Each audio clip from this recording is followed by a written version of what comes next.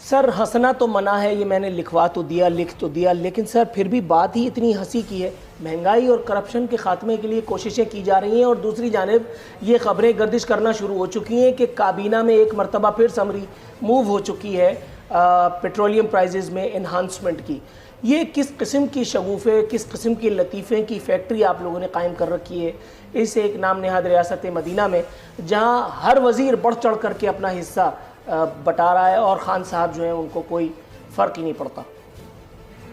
देखिए, मैं आपको ये कहूँगा कि महंगाई के ऊपर मैं जस्टिफाई कहीं से नहीं करूँगा कि महंगाई नहीं है, महंगाई काफ़ी है। और इसमें मैं ज़िम्मेवार जो ठहराऊँगा एडमिनिस्ट्रेशन को, मैं कहूँगा कि तीनों सूबों के एडमिनिस्ट्रेशन को ज़्यादा ठहराऊँगा। उसकी वजह ये है कि देखिए, रेट ऑफ द जो एडमिनिस्ट्रेशन है वो सूबों में नहीं है, उसकी वजह से भी महंगाई के ऊपर काफ़ी असर है। उसकी मेन वजह आप ये देखें कि जो चीज़ होलसेल मार्केट में जो कीमत है और रिटेल पे जो आके कीमत लोगों को मिल रही है उसमें बहुत फ़र्क है। तो मैं ये कहूँगा कि एडमिनिस्ट्रेशन को अपना रेट कायम करना चाहिए। इसको पॉलिटिकल तो आपने कहा, मैं इस पर कहूँगा मतलब आप कहा कि पॉलिटिकली करना, मगर मैं कहूँगा कि थोड़ा हम एडमिनिस्ट्रेशन को भी देख लें कि अगर कोई 30 रुपए की चीज़ आके दुकानदार 300 रुपए की बेच रहा है तो उसको कौन करेक्ट करेगा? ठीक है, सही है, लेकिन वफाकी हुकूमत का जहाँ रोल है, जहाँ वफाकी हुकूमत का जोर चलता है, मिसाल के तौर पर पेट्रोलियम मसनूआत की कीमतें फ़ौरन कह दिया जाता है कि जी बैनुल-अक़वामी मंडी में कीमतें जो हैं वो बढ़ गई हैं इसलिए यहाँ बढ़ी हैं, लेकिन जब बैनुल-अक़वामी मंडी में कीमतें कम होती हैं तब यहाँ पर आवाम को वो खातिर खा रिलीफ जो दिया जाना चाहिए था वो नहीं दिया जाता। इसी तरह की गिमिक्स नवाज शरीफ दौर में, पीपल्स पार्टी दौर में हमारे साथ किए जाते रहे हैं और यही सब सिलसिला बाकायदगी से इस वक्त भी जारी है। देखिए, मैं आपको कहूँगा कि पेट्रोलियम में, क्योंकि मैं थोड़ा बहुत मेरा ताल्लुक़ है इसलिए मैं कहूँगा, देखिए पेट्रोलियम प्राइसेस जो है ना इंटरनेशनली उसको जो है कंट्रोल करते हैं। और अगर आपका कहना, क्योंकि मैं इसके ऊपर मैंने वर्किंग नहीं की, अगर आपका कहना है कि जब कम होते हैं कम नहीं करते हैं तो वो गलत कर रहे हैं, ये भी मैं आपको कहूँ। चाहे मैं उसकी वजह देखें, उसकी वजह ये है कि जहाँ हम चीज़ों को बढ़ा देते हैं, अगर इंटरनेशनल प्राइसेस बढ़ते हैं तो वहाँ कम करना भी हमारा ही हक है। उसकी ये नहीं हो सकता कि जी महंगा, जब इंटरनेशनल जो बाइडेन की अप्रूवल चाहिए, नहीं, उसके लिए किसी की अप्रूवल नहीं चाहिए, उसके लिए हमें खुद करना चाहिए और हम इंशाल्लाह करेंगे। मैं तो यही कहूँगा कि हम करें। Let's hope for the best. लेकिन सर वो आपने सुन रखा है बहुत देर की मेहरबान आते आते, या पता नहीं अब इस पर क्या क्या कुछ कहा जा सकता है। मोहतरमा शाहिदा रहमानी साहिबा, आपकी जानिब आऊँगा। मैडम कैसी हैं आप? अल्हम्दुलिल्लाह। मैडम, हुकूमत ने, सरकार ने बड़ी आसानी से हथियार डाल दिए, मुझे ग्रिल करने का मौका भी नहीं दिया। उन्होंने साफ कह दिया कि ये गलती है, ऐसा नहीं होना चाहिए था। लेकिन एक और काम नहीं होना चाहिए था और वो हो गया।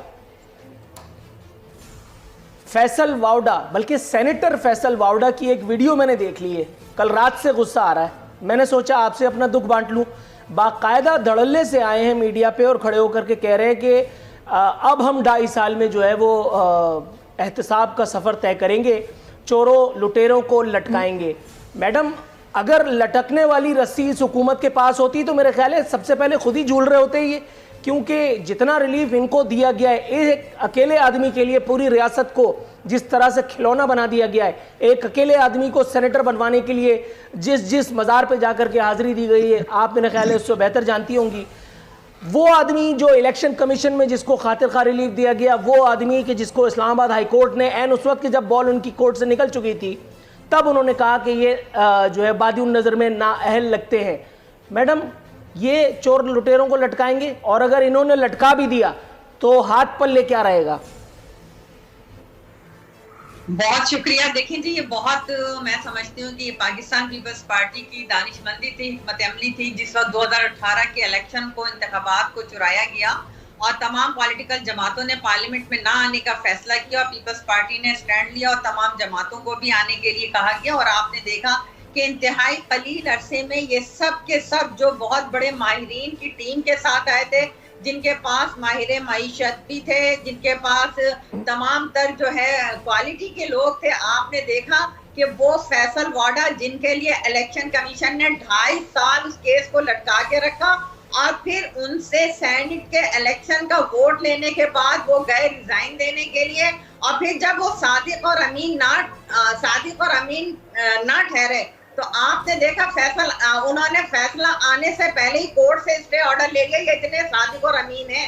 और आप ये देखें कि किस तरह राह फरार इख्तियार कर ली जाती है अपने आप को बचाने के लिए। अभी ये मौलवी साहब जिस तरीके से राह फरार इख्तियार कर रहे हैं, आप इनसे पूछें कि वो आटा आज जो 35 रुपए किलो था, वो आटा कहाँ चला गया? वो आटा चोरों। लेकिन मैडम, मैं थोड़ी सी आपकी खिदमत में एक गुजारिश करना चाह रहा हूँ। आपकी बात, एक छोटी सी बात काट रहा हूँ, आपकी माजरत।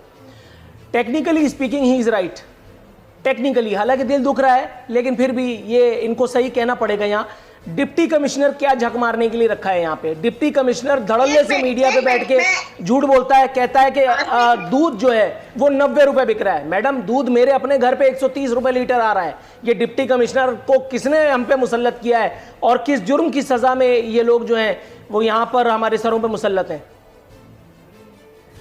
आज भी बात यह है कि आपके जो प्राइम मिनिस्टर सिलेक्टेड इस वक्त बैठे हुए, ये कहते थे कि पेट्रोल की कीमतें बढ़ती हैं तो ऑटोमेटिक हर चीज पे कीमत बढ़ जाती है। आप बताएं कि साल 2021 अभी 3rd मंथ के अंदर हम मिड में हैं, और आप बताएं कि कितनी मरतबा पेट्रोल की कीमतें बढ़ी हैं।